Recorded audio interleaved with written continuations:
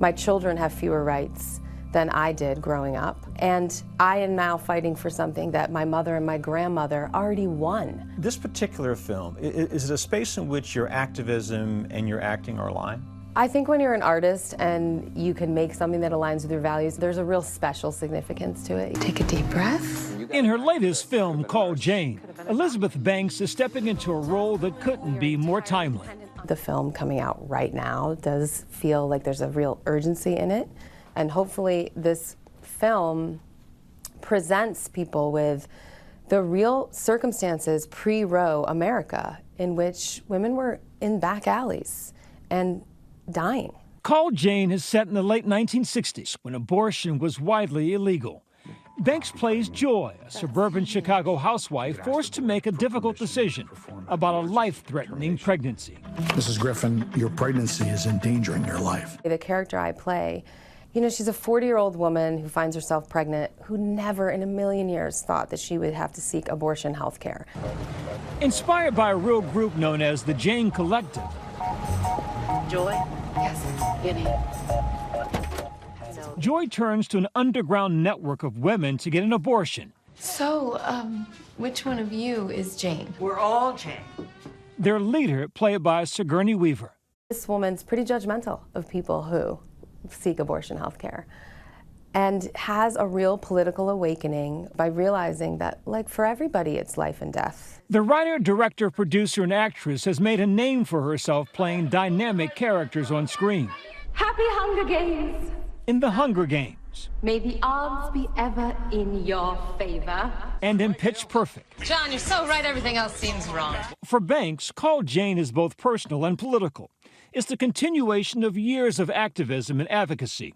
She chairs the Creative Council at the Center for Reproductive Rights. Hi, I'm Elizabeth Banks. And last year, Banks released a 6-part podcast called My Body, My Podcast. And in it, you advocate for men to get involved in the conversation. What's that conversation, and why is this engagement important to you? I'm raising 2 sons, so my goal is to involve them particularly in these conversations, and to educate them about women's rights. What do you say to those who say Hollywood should not be engaged in taking sides in these very sensitive, personal issues? I'll just say this. I'm here today as a storyteller who made a fictionalized version of a historical event. That's what I did as an artist. I talked to you about my stance on abortion as a citizen of the United States. I have every right to talk to anybody I want to about how I vote. You don't have to tell my mom, right? That's between you and your mom. Call Jane. It comes out at a particular time in our nation's history. Accident? Coincidental? We knew that we were making a film that would hopefully honor the story of the Jane Collective of Chicago, this group of women who provided safe abortions at a time when abortion was illegal and put too many women into dangerous, life-threatening situations. Some members of the real Jane Collective were even arrested. Charges were later dropped after the Supreme Court's historic 1973 decision that gave women the constitutional right to an abortion. Even though this is an issue that directly impacts women, men somehow have this unbalanced participation in the process. Is there a chance that she can survive the pregnancy? Maybe 50%? Resulting in the birth of a healthy child. I'm here. I'm right here. I vote no, gentlemen. You know, that was the reality back then. 11,000 patients had a free abortion health care from the Jane Collective in the late 60s in Chicago. What does that say to you? It reminds me that abortion is normal.